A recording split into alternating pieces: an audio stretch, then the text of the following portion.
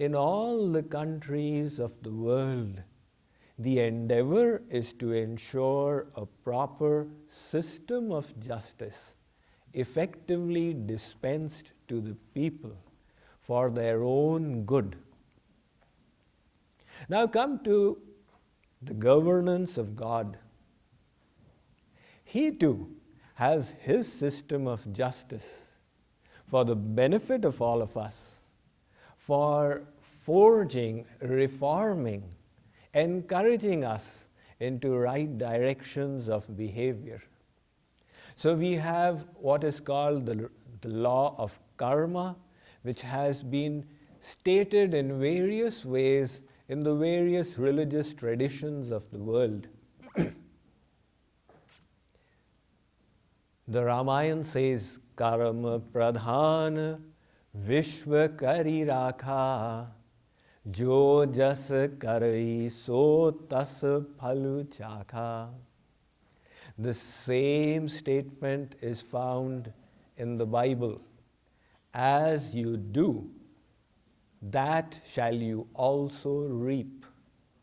And the same principle is expressed in all the religious traditions of the world, that God is just and He dispenses that justice. If a rich person victimizes a poor person, that helpless poor soul is unable to stand up to the power of the rich person. He says, all right, Mr. Billionaire, do what you like. You have the power of wealth. Your and my case will be decided in the court of God. He will not leave you. He will definitely punish you. That's the kind of faith that all people who do believe that there is a governance of God have faith in. And the justice of God is far superior to the justice in the world. The reason being, a judge in the world, although desirous of dispensing proper justice, has limitations. That judge doesn't know the heart of the accused. He has to guess from the various evidences that come before him. And even if the judge comes to know the heart of the accused, the judge doesn't know the past, what happened a few years ago at the time of the alleged crime. And even if the judge does have the proper facts on hand, there's a question of interpretation of the law. The judge, being a human being, interprets the law according to self-understanding. So there's a difference between how two judges interpret the same law. Recently, in a very famous case that a lot of people of the country have been following between the Apple and Samsung, there was one judgment given in the lower court and it got turned over in the higher court. Now the judges had their best intentions, but they differed in their interpretations of the law. In the case of God, none of these problems exist. He is seated in the heart of all living beings, as we all believe. He knows what we all think. Besides, He is all-knowing, omniscient. Nothing is hidden from Him. So He doesn't need any witnesses. He is the witness Himself. He is also the judge, and He is the one who has formulated the laws. There is no question of subjective interpretation because He Himself has made these laws. Plus, He is the police who dispenses the justice. That is why the justice of God is perfect. And all of us have been bestowed with an inherent sense of justice.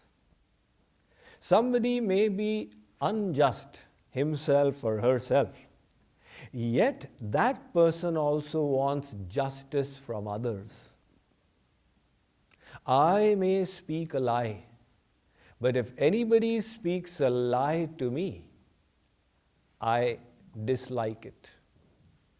There's a phrase in English called honesty amongst thieves. If one of the members of the gang speaks a lie to the head bandit, that gang leader, he becomes furious. You said a lie to me, how dare you? Even the gang leader of these bandits is expecting honest behavior from his members. So, from others, we always expect honesty, righteousness, compassion, justice. One thief, he burgled from a house and came to his own, counted his booty, and was delighted at what he had got today. So he slept in a joyous mood. But at night, another thief entered the first thief's house and stole from the first thief. So when the first thief woke up in the morning and he came to know that there had been a burglary, he burst over, "Who is this? He has the guts. He is doing it from my house. Doesn't he know who I am? If I find him, I'll break his teeth, burst his head." Why are you getting so annoyed? You are a thief yourself. You should be happy. Your party has doubled. Earlier there was one thief in the locality, now there are two. No, I may steal, but I don't want anybody to steal from me. I may behave unjustly with others, but from others I always expect justice. This is our inherent nature. We want just behavior from others. Why is that so? Because justice is the nature of God. He is truthful, honest, kind, virtuous, just. And we, his little children, his little parts, naturally have an inherent love for justice. And that is why we expect and demand justice from others. However, when we see that in the world around us, bad things are happening to good people, this creates a discord within us. We get disturbed and we are not able to understand what's going on here.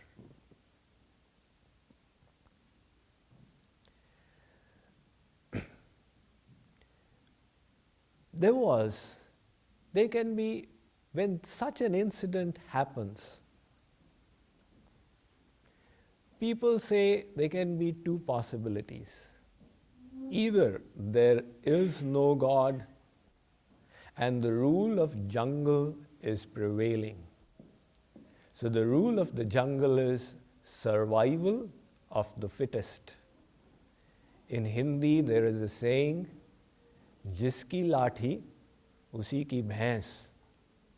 When the rule of the jungle prevails, whoever owns the stick, the buffalo belongs to him.